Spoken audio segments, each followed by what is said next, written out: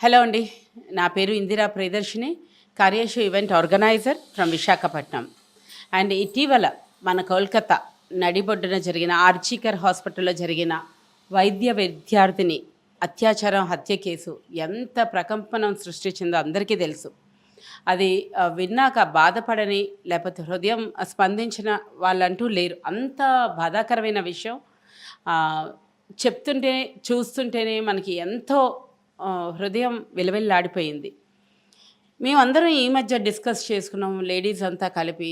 అసలు ఇలాంటి అత్యాచారాలు, హత్యలు మన దేశవ్యాప్తంగా ఎన్ని నిర్భయ చట్టాలు వచ్చినా, ఎన్ని దిశ చట్టాలు వచ్చినా అవి జరుగుతూనే ఉన్నాయి. దీనికి కారణం ఎవరంటారు అంటే, లైక్ మనం ఒక స్త్రీని తప్పు పట్టాలా, ఒక వ్యవస్థను తప్పు పట్టాలా, ఒక మగాడిని తప్పు పట్టాలా, లేకపోతే రాజకీయ కోణంలో తప్పు పట్టాలా?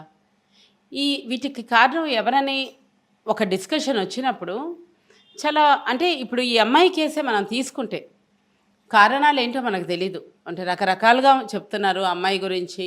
ఆ అమ్మాయికి అంటే ఆ కాలేజీ తరఫు నుంచి ఆ అమ్మాయి ఏవో లైక్ ప్రాబ్లమ్స్ ఉన్నాయని చెప్తున్నారు. అవన్నీ పక్కన పెడితే ఆ అమ్మాయి మీద జరిగిన అత్యాచారం కానివ్వండి, హత్య కానీ చాలా అసలు మానవ మృగాలు మన మధ్య ఉన్నాయి అన్న ఒక సంకేతాన్ని ఇస్తున్నాయి. ముందు భవిష్యత్తులో ఒక స్త్రీకి, ఒక చెల్లికి, ఒక తల్లికి ఏం ప్రొటెక్షన్ ఉంది? ఒక చట్టాలు ఏం కాపాడుతున్నాయి? పోలీస్ వ్యవస్థ, మనం రోజు పొద్దున్న లేస్తే ఫ్రెండ్లీ పోలీస్ అని అంటున్నాము. ఆ పోలీస్ వ్యవస్థ ఎంతవరకు ఈ లైక్ జరిగిన ఈ హత్యని ముందుకి తీసుకెళ్ళి ఎంక్వైరీలు చేశారు? చట్టాలు ఏం చేస్తున్నాయి? మమతా బెనర్జీ లాంటి చీఫ్ మినిస్టర్, మహిళా చీఫ్ మినిస్టర్ అయ్యింది, ఆవిడే ఒక హెల్త్ మినిస్టర్ అయ్యింది. ఇప్పటి వరకు అసలు ఆ కేసు పురోగతి సాధించలేదని అంటే నిజంగా ఎంత హాస్యాస్పదంగా ఉందో అందరూ కూడా ఆలోచించాలి. ఇలాంటివి జరిగినప్పుడు మనందరం స్పందిస్తాం, క్యాండిల్ ర్యాలీలు చేస్తాము, ధర్నాలు చేస్తాం, నిరసనలు చేస్తాం, నిరాహార దీక్షలు చేస్తాం. మళ్ళీ అది 11 రోజులు అయిపోయాక దాని గురించి ఆలోచించే వాళ్ళు లేరు. మళ్ళీ అలాంటి సంఘటన ఇంకోటి జరిగే వరకు మనం అసలు మాట్లాడుకోం. సో దీనికి ఒక ఎండ్ అంటూ లేదా, ఒక ఫుల్ స్టాప్ అనేది ఎప్పుడు పడుతుంది అనేది అసలు మనం ప్రతి ఒక్కరు ఆలోచించాలి. అంటే అప్పటికప్పుడు ఏదో మనం ఒక తాత్కాలికమైన సొల్యూషన్ అంటే ఆ నిందితుల్ని ఉరి తీయడమో లేకపోతే శిక్షించడమో అవుతుంది. అంత సింపుల్ శిక్షలు ఒక భయాన్ని కలిగిస్తాయా? ఒక మగాడిలో ఇలాంటి రేప్స్ కానివ్వండి, లేకపోతే మర్డర్స్ కానీ చేయకుండా ఉండే ఒక భయాన్ని ఎందుకు కలిగించలేకపోతున్నాయి? ఇన్ని సంఘటనలు జరుగుతున్నాయి కదా. చిన్నపిల్లల మీద అత్యాచారాలు అంటారు, ముసలి వాళ్ళ మీద కూడా అత్యాచారాలు చేస్తున్నారు. అంటే అడ్డదిడ్డంగా వచ్చే ఈ సోషల్ మీడియాలో వచ్చే ఈ ఇన్ఫర్మేషను, లేకపోతే సెక్స్ గురించి కానివ్వండి, లేకపోతే వీడియోస్ కానివ్వండి, సినిమాలు కానివ్వండి, ఇవన్నీ ఎంతవరకు ప్రభావితం చేస్తున్నాయి? పిల్లలకి పేరెంట్స్ ఎలాంటి కౌన్సిలింగ్స్ ఇస్తున్నారు, ఎలా పెంచుతున్నారు? ఒక మంచి పౌరుడిగా అంటే ఒక సిటిజన్గా, ఒక సొసైటీకి ఉపయోగపడే ఒక వ్యక్తిగా ఎలా తీర్చిదిద్దుతున్నారు? అసలు ఆ కాలేజెస్లో, స్కూల్స్లో అసలు వాళ్ళకి ఏమి ఎడ్యుకేషన్ ఉంది? ఎడ్యుకేషన్ ఏదో చెప్తున్నారు కానీ వాళ్ళ వ్యక్తిత్వ వికాసానికి ఎలాంటి లైక్ సిలబస్ ఉంది? ఇప్పుడు వాళ్ళందరూ కూడా పిల్లలందరూ చదువుతున్నారు, ఏదో మగ్ చేసి వాళ్ళ సబ్జెక్ట్ చదువుతున్నారు కానీ ఒక మనిషితో ఎలా మనం మాట్లాడాలి, మెలగాలి, లేకపోతే ఎలా ప్రవర్తించాలి అనేది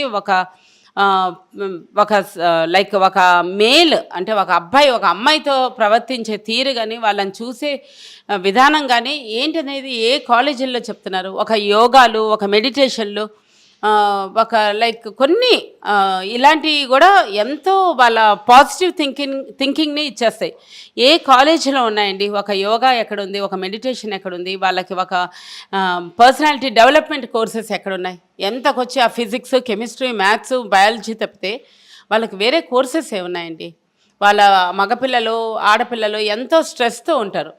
ఒక భవిష్యత్తులో ఒక పెద్ద డాక్టరు, ఎంతోమంది ప్రాణాలని కాపాడే ఒక డాక్టరు ఈరోజు ఎంతో దయనీయమైన పరిస్థితుల్లో అంటే మనం వి షుడ్ ఫీల్ సారీ. నిజంగా తల్లి, నువ్వు ఎక్కడున్నా నీ ఆత్మ శాంతించాలి. నిన్ను కాపాడలేకపోయినందుకు మా చేతగాని తనానికి, లేదా ఒక చేతగాని వ్యవస్థకి, ఒక చేతగాని నాయకుల్ని, లేకపోతే నీ చుట్టూ ఉండి కూడా నీకు అక్కడ ఒక రూమ్లో ఒక గదిలో జరుగుతున్న అన్యాయాన్ని ఎవ్వరు చూడలేకపోయారు కదా. ఈ ప్రపంచమే నిన్ను చూడలేకపోయింది. నిజంగా దీనికి నువ్వు మనసు వంచి, మేము మా తలలు వంచి మా మనసు నిండా బాధతో నిన్ను సారీ అని అడుగుతున్నాము. ఇది ఒక చిన్న మాట కూడా సరిపోదు నీ ఆత్మ శాంతించడానికి.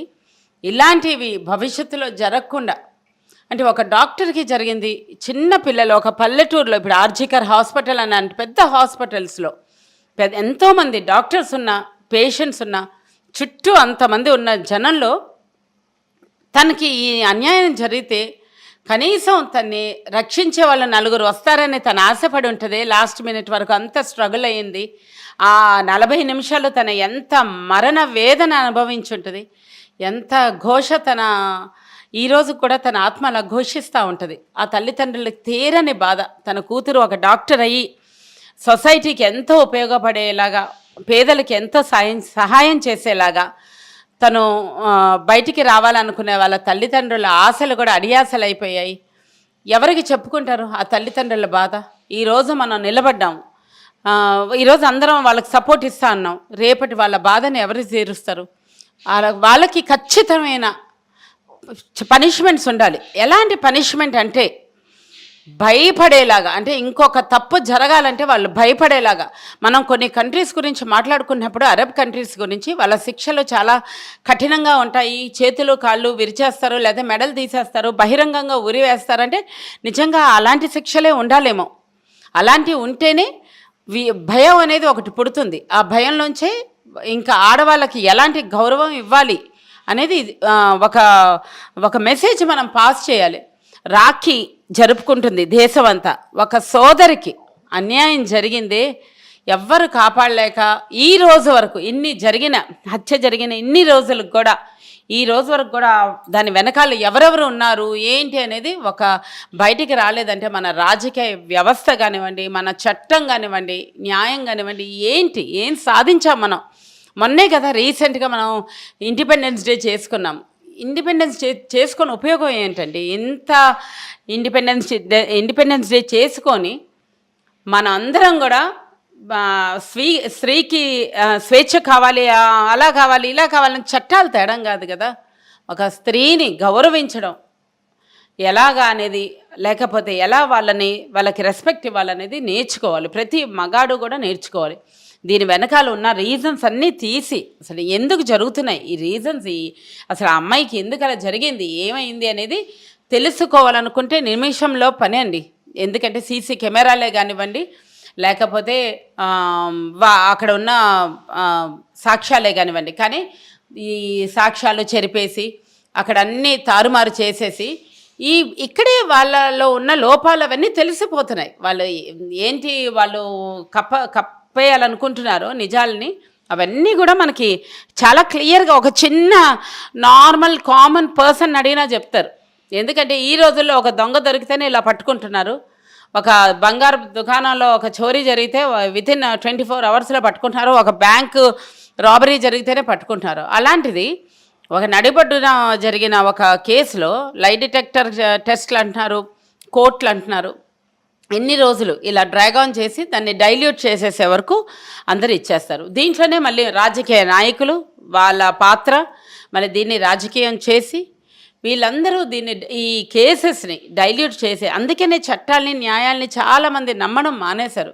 ఎందుకంటే కేవలం వ్యవస్థలో ఉన్న లోపాలే. ఇవన్నీ సరిదిద్ది ఆ అమ్మాయికి నిజంగా న్యాయం చేసిన రోజు మన భారతవని, లేకపోతే మన భారతదేశంలో ఉన్న స్త్రీలందరూ కూడా సేఫ్గా, సెక్యూర్డ్గా ఉంటామని ఒక భరోసాతో ఉంటారు. థ్యాంక్ యూ సో మచ్ అండి.